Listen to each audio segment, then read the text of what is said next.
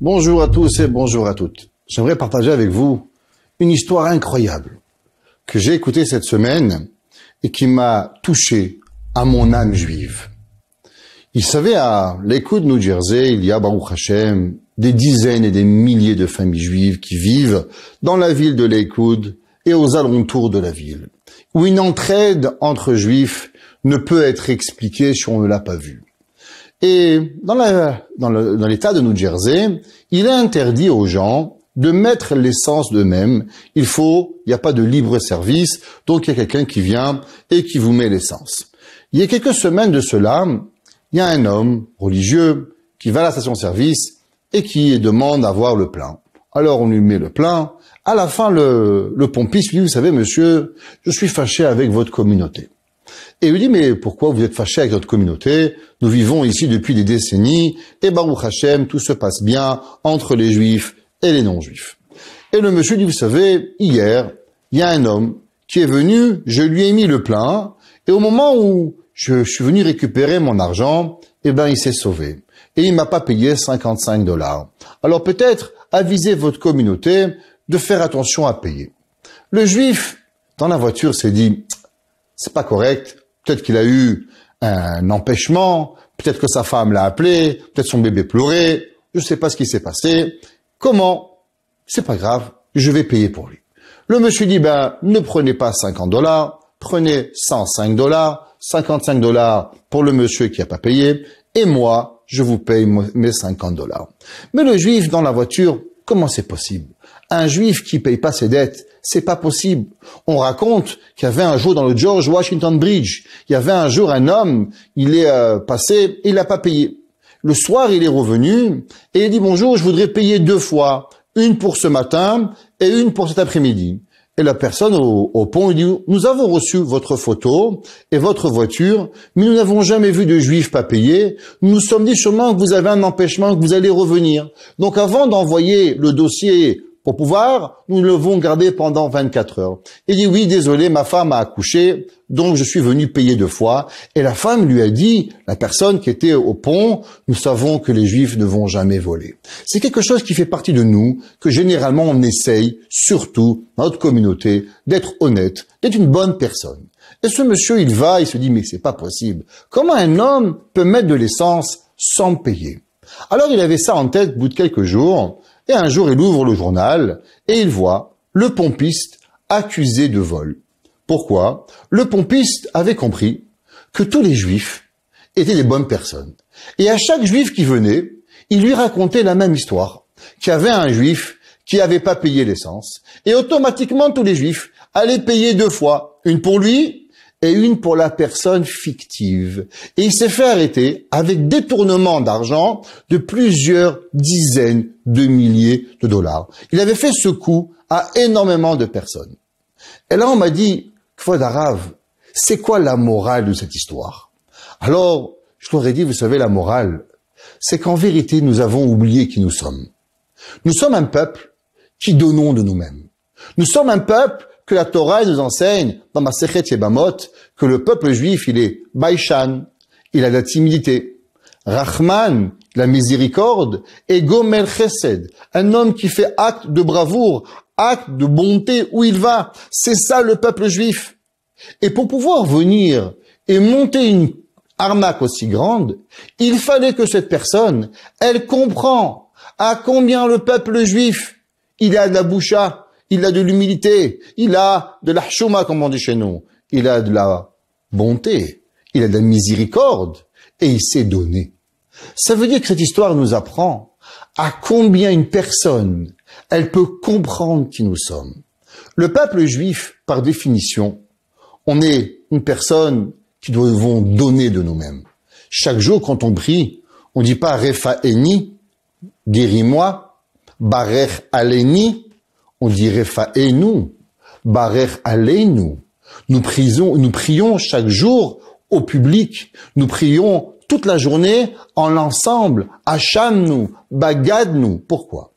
Parce que l'État du juif, elle doit avoir une mission, la mission de donner. Chaque jour, quand on se lève le matin, on doit se poser une question. À qui tu vas donner aujourd'hui? Beaucoup de personnes se disent, à qui je vais prendre aujourd'hui? Eh bien, nous, on va dire, à qui on va donner.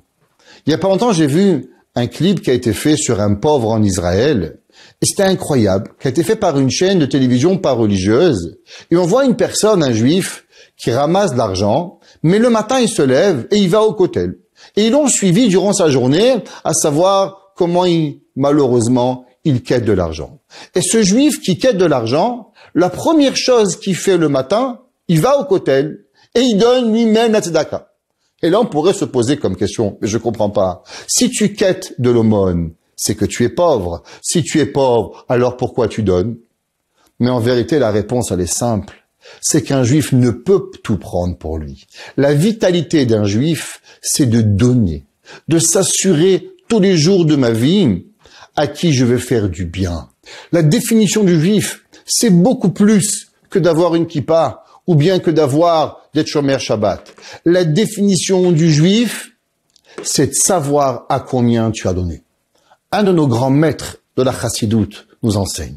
Vous savez que c'est marqué que Avram avait nous. V'Hashem barach et Avram bakol. Avram avait tout reçu. Ve'Avraham zaken babayamim. Avram, il arrivait dans le temps. Et Chachamim dit de quoi? Qu'il arrivait avec chaque jour de sa vie qui était complet, à savoir qu'il se rappelait chaque jour s'il avait fait une mitzvah. Un des grands maîtres de la chassidoute nous dit qu'un homme va monter au ciel et on va lui dire dimanche t'as mis tes filines, lundi t'as mis tes filines et mercredi tu as mis tes filines.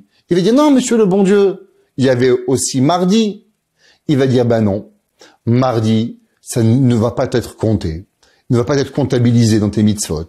Il dit mais pourquoi? Le mardi, je suis parti à la synagogue. Le mardi, j'ai prié. J'ai mis les téfilines. J'ai mangé kasher. Toutes les mitzvot du mardi, pourquoi vous les comptabilisez pas dans mes mitzvot?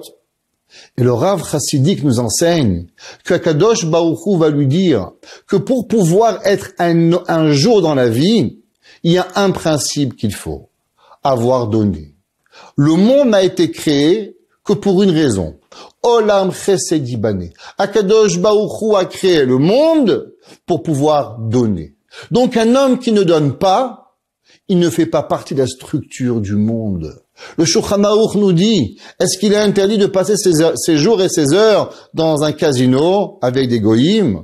Ne rentrons pas dans la halakha, est-ce qu'il est permis ou un interdit. Mais le Shulchan Aruch, il dit, Eno osek beyishuvo shel olam. Il ne fait pas partie de la création du monde. Un homme qui joue et qui s'amuse et qui perd son temps, eh ben, il donne rien. Il veut juste prendre. Il veut gagner $1 et $100 et $1000. Notre vie en tant que juif, elle doit être basée sur un principe. Avram Avinu, chesed, donner. Tous nos patriarches, qu'est-ce qu'ils ont fait? Donner. Moshe Rabbeinu, l'ultime don de soi-même. Moshe Rabbeinu a prié pour le peuple juif à chaque jour. Pour être défini comme un bon juif, bien sûr, il faut respecter les 613 mitzvot. Nous avons l'obligation de s'assurer de quelque chose que le Talmud nous enseigne.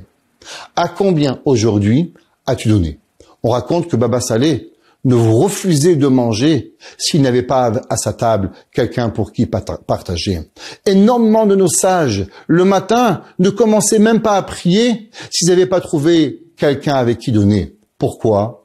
À cause qu'au moment où on donne, alors le jour devient jour. Le repas n'existe seulement si tu as donné. Un homme qui prend ne peut être appelé véritablement un Yehudi. Un Yehudi doit voir la définition de Baïchan, un homme qui a l'humilité, un homme qui a la honte, un homme qui est Rahman, un homme qui a la miséricorde, sans oublier véritablement le Gomel Chesed, de donner. Que Kadosh Baruch Hu fasse que chaque jour de notre vie, elle soit comptabilisée, en se rappelant chaque jour de penser à quelqu'un. Un téléphone à vos parents, un téléphone à vos beaux-parents, un téléphone à un vieux ou une vieille, un ami, quelqu'un que vous avez besoin, une personne du 3e âge, un jeune, un malade, bikur cholim. Il ne peut se passer qu'un jour dans la vie, on ne donne rien. Et on terminera avec une histoire incroyable. Il y avait un jour le Maguid de Mezerich. Et le Maguid de Mezerich a dit à ses élèves, le jour ne peut exister si vous ne donnez pas quelque chose. Alors il y a un pauvre, il est venu, il dit, mais Rabbi, je n'ai rien pour donner. Le Rav lui a dit que tu as acheté, tu peux acheter un peu de tabac. Il lui a dit oui. Il dit, ben, prends le tabac et fais-le sentir à tout le monde. Et avec ce sou que va te coûter le tabac, tu pourras donner des heures et des jours un plaisir à autrui. Ça veut dire que donner ne veut pas dire de l'argent. Donner veut dire faire un effort envers autrui. Si un homme, il donne de lui-même, alors il est certain que Akadosh Baruch Hu donnera aussi de lui-même, exaucera ses prières et lui ouvrira tous les canaux de la bracha et que cette personne recevra tout le tov d'Akadosh Baruch Hu et qu'ensemble, nous méritons la venue de Mashiach Tzidkenu, Bimera Biyamenu. Amen.